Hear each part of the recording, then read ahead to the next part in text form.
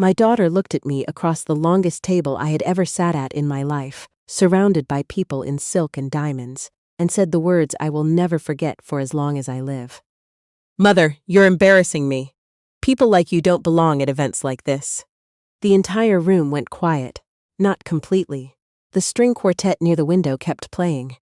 But the conversations around us died one by one, like candles going out in a draft.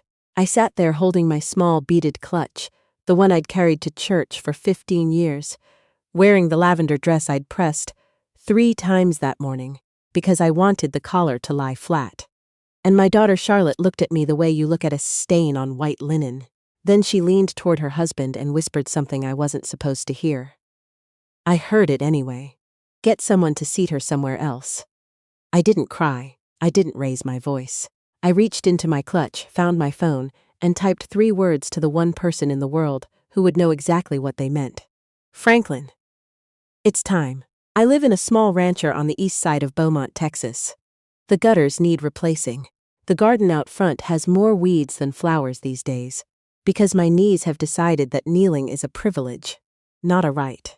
My neighbor Hattie Mae brings me tomatoes every August, and I bring her sweet tea bread every Christmas, and we have maintained this arrangement for 22 years without ever needing to discuss it. My name is Dorothy. No, wait, I need to stop for a moment, because I keep almost introducing myself the wrong way. Old habits. My name is Eloise Vann, widow of Thomas Vann, who left this earth 9 years ago on a Tuesday morning in March quietly, the way he did most things. Thomas was never a loud man. He saved his words for when they mattered. I have one daughter, Charlotte Vann, though she has gone by Charlotte Mercer Hale for 6 years now, ever since she married a man named Preston Mercer Hale III. I want to be fair about Preston. He is not a cruel man by nature. He is simply a man who has never once in his life been made to feel small, and people like that develop a particular blindness. They don't mean harm, they just can't see it when they cause it. Charlotte, though. Charlotte I raised. Charlotte I knew differently. After Thomas died, things changed between us slowly. The way termite damage changes a wall. Invisible from the outside until the day your hand goes right through. She stopped calling as often. She started correcting my grammar on the rare occasions we spoke in front of Preston's family. She bought me a new coat one Christmas, not because she thought I was cold, but because she was embarrassed by the one I owned. I knew the difference. A mother always knows. Still, she was my daughter. When she called 8 weeks ago to invite me to the Mercer Hale Foundation Gala, a charity event Preston's family hosted every year at the Fairmont Hotel in Houston, I said yes before she even finished the sentence. "It's formal," she said quickly. "Very formal." "I understand." A pause. "Mother, these are Preston's investors and board members. His family's colleagues." "Charlotte, I know how to behave at a dinner." Another pause. Longer. "I just want tonight to go smoothly." Something in how she said it pulled at a thread in my chest. But I was her mother. I told myself I was being too sensitive. I told myself she was nervous about the event. I told myself what lonely people always tell themselves when warning signs appear. That love is worth the risk of being wrong. I pulled Thomas's old garment bag from the back of the closet and found the lavender dress I'd worn to Charlotte's law school graduation 7 years ago. Back then, she had grabbed my hands after the ceremony and said, "Mama, you look beautiful." I had believed her completely. I hung the dress on the bathroom door that night and talked to Thomas the way I do sometimes, to the empty side of the bed. "Our girl wants me at her fancy dinner," I told him. "I think she misses us. Misses the family." I believe that. I truly, completely believe that. The drive from Beaumont to Houston took just under 2 hours. I'd asked Charlotte if she could send a car, but the message sat unread for 2 days.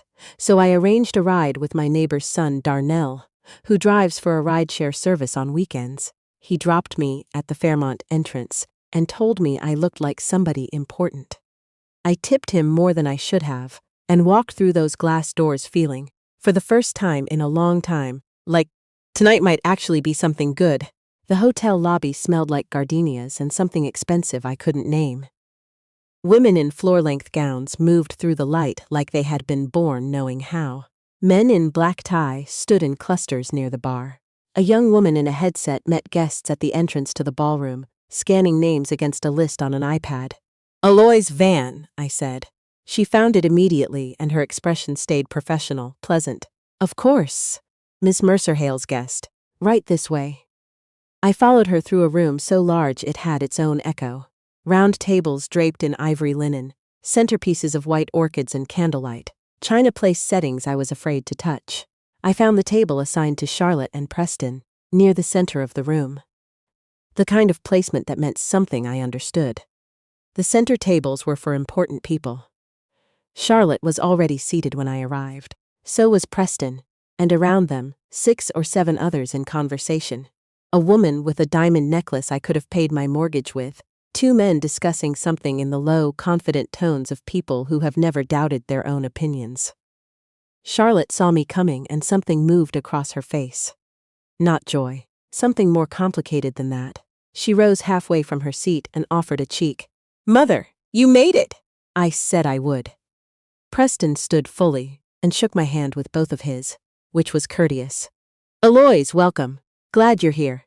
I believed him. Preston I have always believed. It is Charlotte who learned to perform warmth rather than feel it. Somewhere between the law degree and the Mercer-Hale money, something shifted in how she inhabited her love for me. She still had it, I think. She just stopped knowing where to put it. I was introduced around the table. Names I've already half forgotten. The investor with the monogrammed cufflinks. The foundation board member who asked me where I summered as if that were a verb ordinary people used.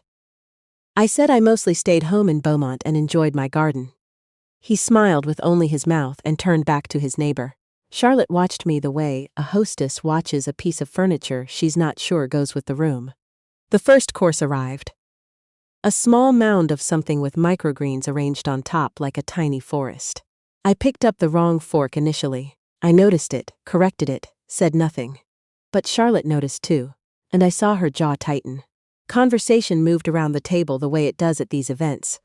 Money, travel, property values in neighborhoods I'd never visited. I listened more than I spoke. When I did speak, I chose my words carefully. I wasn't uncomfortable exactly. I was simply aware. The way you're aware of your coat in a room where no one else is wearing one.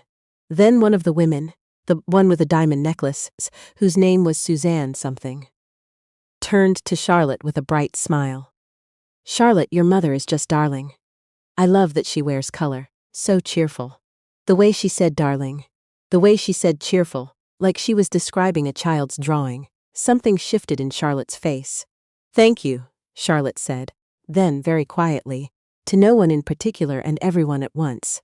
She's not really used to this sort of thing. I set down my water glass carefully. Preston glanced at Charlotte, a small look, private, but I caught it. Even he seemed uncertain. The rest of the dinner moved strangely after that. I kept hearing those words, "not really used to this sort of thing." As if I were a rescue animal someone had brought to a formal occasion on a whim. I ate quietly. I smiled when smiled at. I excused myself once to go to the restroom and stood at the mirror for 2 minutes reminding myself why I had come. Because she is your daughter. Because you love her. I went back to the table. Then the moment came that I will carry for the rest of my life. Preston was deep in conversation with a man named Richard Aldercott. I remember that name because it came up several times that evening. And Richard Aldercott was apparently a person whose opinion mattered enormously to the Mercer-Hale Foundation's next funding cycle. Charlotte was listening to that conversation carefully, strategically, the way she used to study before exams. I leaned over slightly and touched her arm. "The orchids are lovely," I said quietly. "Did you choose them yourself?" She pulled her arm back. "Barely. Almost nothing. But I felt it. And then she turned to me and said it. "Mother, you're embarrassing me. People like you don't belong at events like this." The string quartet kept playing. Richard Aldercott's conversation with Preston paused. Suzanne something's champagne glass stopped halfway to her lips. 2 other guests looked carefully at their plates. Charlotte seemed to realize, a half-second too late, that she had said it too loudly. "I didn't mean," she started. But she had. That's the thing about words you've been holding back for years. When they finally come out, they come out true. I looked at my daughter for a long moment. This face I had held in the delivery room. This person I had read to sleep and driven to piano lessons and sat with through heartbreaks and had believed, always believed, would never look at me the way she was looking at me now.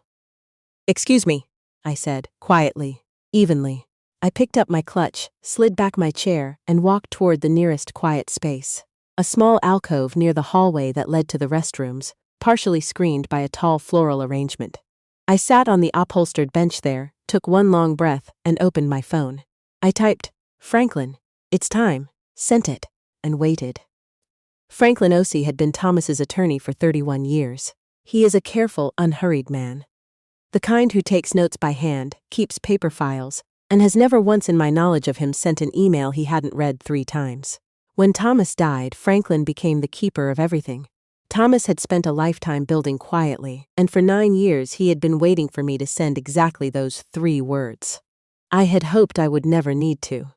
The reply came in 4 minutes on my way. "Don't leave." I sat in that alcove and listened to the music and the laughter from the ballroom.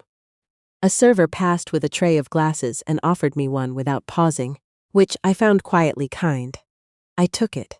I held it without drinking, and stared at the arrangement of white orchids beside me. I thought about Thomas. About the man I married at 24 in a courthouse in Beaumont, because we couldn't afford the wedding we wanted. About how he worked for 38 years in commercial real estate. Not glamorously, not with a famous name on a skyscraper, but steadily, carefully, with the particular genius of a man who reads land the way other men read weather. He saw value where others saw nothing. He bought properties no one wanted in places no one was watching, and he waited. That was Thomas's great gift, patience. The willingness to let time do what panic cannot. When he died, his estate surprised everyone except me. The Eloise Vann property group had quietly accumulated interests in 14 commercial properties across southeastern Texas over 4 decades. Industrial lots outside Port Arthur that were now sitting directly in the path of a major distribution hub expansion. A strip of waterfront acreage in Galveston that 2 development firms had been negotiating to acquire for 3 years. 3 commercial buildings in Beaumont's revitalized downtown district. All of it held through a family trust that Thomas had restructured in the last year of his life, on the advice of Franklin Ossie, with great deliberateness and specific intent. Charlotte knew Thomas had done well. She knew there was a trust. What she did not know, what I had protected her from knowing, the same way Thomas had asked me to, until the right moment, was how much, and how it was structured. We had our reasons. I heard footsteps and looked up. Charlotte was walking toward me, her heels quick and precise on the marble floor. She had composed her face into something more controlled than what I'd seen at the table. "Mother," she said carefully, "come back to the table. I'm all right here." She lowered herself onto the edge of the bench beside me. I shouldn't have said what I said. No. I was nervous. Tonight matters for Preston's. Charlotte. I looked at her. "You said what you meant. It's all right. I'd rather know." She opened her mouth, closed it again. Something flickered across her eyes. Not quite guilt, not quite relief. Something suspended between them. You ask about orchids when Preston is closing a conversation that took 4 months to arrange, and you pick up the salad fork for the entree. And the dress. Mother. I told you it was formal. It is formal. It's a dress you've had for 7 years. I know how old it is.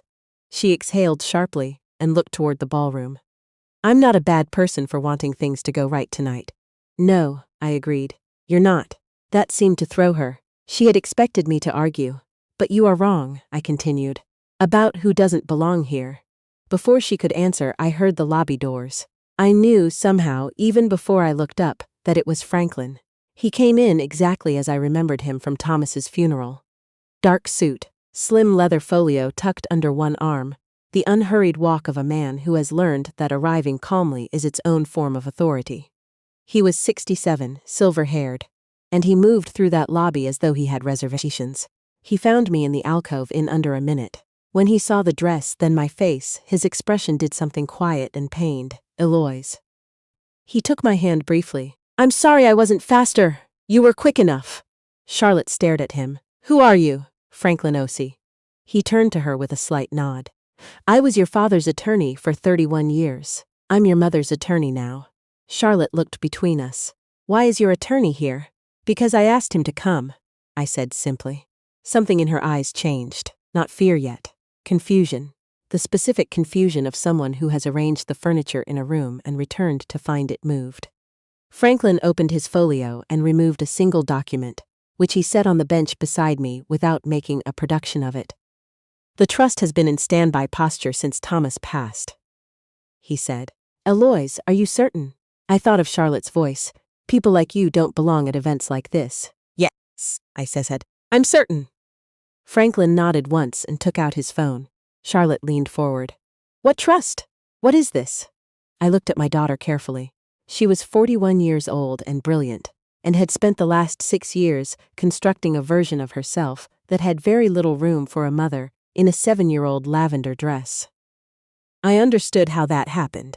I understood it the way you understand damage, not excusing it, just tracing the shape of it back to where it began. Your father built something, I said, over a very long time. He didn't talk about it because that wasn't his way. But he thought about the future. He thought about all of us, and he put provisions in place, because he was a careful man who believed that character should have consequences. Charlotte set her champagne glass on the bench. Mother, you're frightening me. I don't mean to. Then, tell me what's happening. Before I could answer, footsteps again, heavier this time, more than one person. Preston appeared at the entrance to the alcove, with Richard Aldercott beside him, both of them wearing the particular expression of men who have noticed an absence and come to investigate. There you are, Preston said to Charlotte. Then he saw Franklin and the folio, and something shifted in his businessman's intuition. What's going on? Good evening, Franklin said pleasantly. Richard Aldercott's eyes moved from Franklin to me to the document on the bench. He said nothing, but I could see him cataloging. Charlotte stood. Preston. I don't know exactly. The Vann Family Trust, Franklin said, addressing the room in the mild, factual tone of a man reading from a ledger, holds controlling interests in several commercial properties currently under active development negotiation in the greater Houston-Beaumont corridor. He paused, including 2 parcels that are the subject of a pending acquisition by Aldercott Commercial Partners. The silence was very complete. Richard Aldercott looked at me. Eloise Vann, Franklin continued, is the sole trustee. Preston's face did several things in rapid succession that I almost felt sorry for. Richard Aldercott said, after a moment, the waterfront acreage in Galveston. Among others, Franklin confirmed. Richard turned to Preston with an expression I couldn't fully read. You didn't tell me your wife's family held the Galveston parcel. I didn't. Preston looked at Charlotte. I didn't know. Charlotte was staring at me. You own the Galveston property. Thomas acquired it in 2003, I said. We were going to tell you when the time was right. The time was right 6 years ago. Her voice came out strange, thin. No, I said quietly.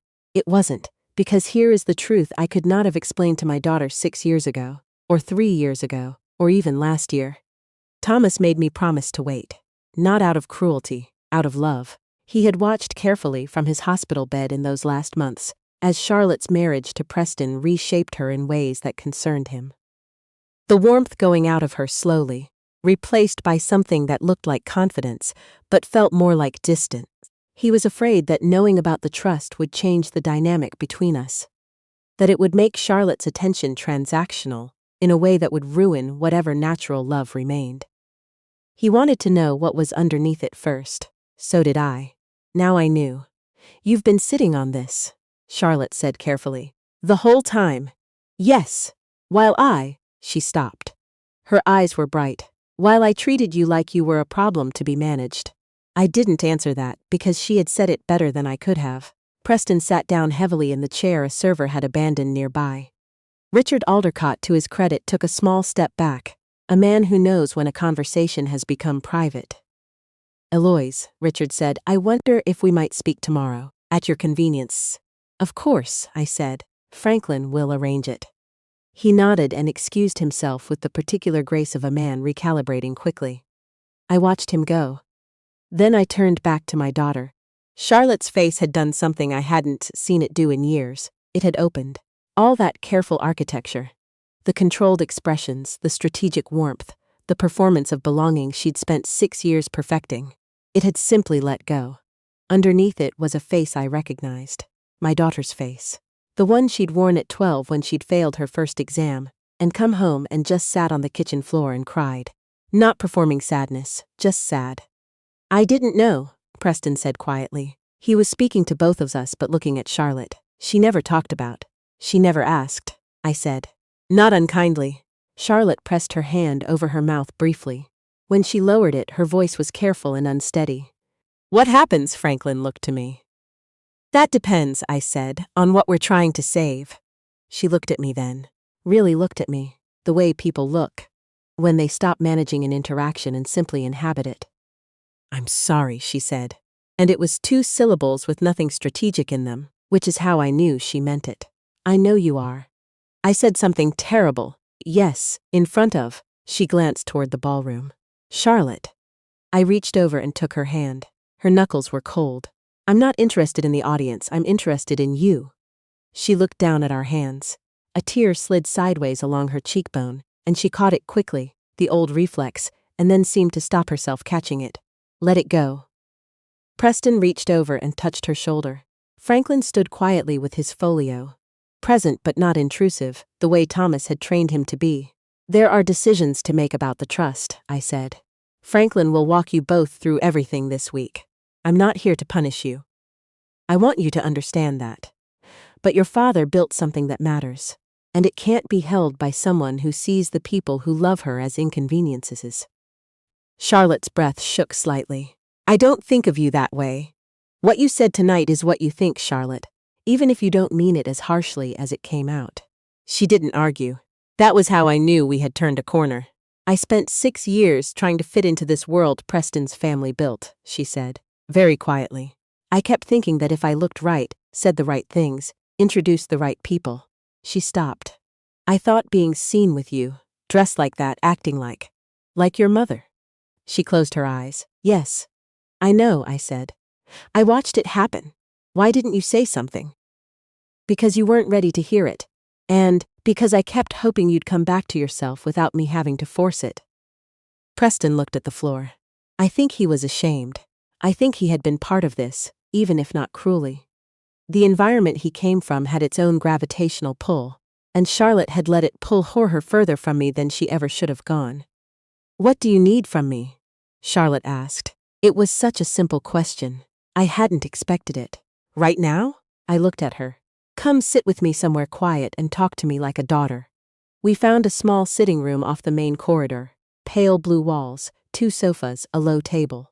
Franklin waited in the lobby.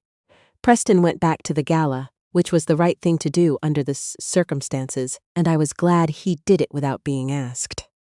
Charlotte and I sat across from each other, and for the first minute we said nothing at all. Outside the closed door, the muffled sound of the string quartet floated through. Somewhere in that ballroom, conversations about money and property and the next quarter's projections continued without us, and somehow that felt exactly right. I keep thinking about Dad, Charlotte said. So do I. He never cared about any of this. She gestured vaguely toward the ballroom. The dinners, the people. He used to say that the most expensive room in any building is usually the one with the least honest conversation. I smiled. He said that constantly. I forgot. She looked at her hands. I forgot so many things like that. You've been busy forgetting things. She winced, then almost smiled. That's fair. I looked at my daughter, this complicated, brilliant, wounded, proud woman, and thought about all the versions of her I had loved. The 7-year-old who collected rocks and kept them in a shoebox labeled important. The teenager who argued about everything and was usually right. The young attorney who called me the night after her first big case and talked for 2 hours. The woman who married into a world that asked her to be a slightly different person every day, until she couldn't quite remember the original. I should have come home more, she said. Yes, I should have called. Yes, you're not going to let me off easy, are you? I love you too much to. That made her eyes fill again. She looked at the ceiling briefly, the old trick to keep tears from falling. The gown Suzanne was wearing cost more than my first car, Charlotte said suddenly. I blinked. What? I keep noticing things like that. What things cost? I didn't used to. She shook her head. Preston's world has a language and I learned it. But somewhere in learning it, I stopped. I stopped being fluent in our language. Our language. Something about that phrase moved in my chest like a door opening. You haven't lost it, I said. It's still in you. That's why tonight hurt you too. Even while you were doing it, it hurt you.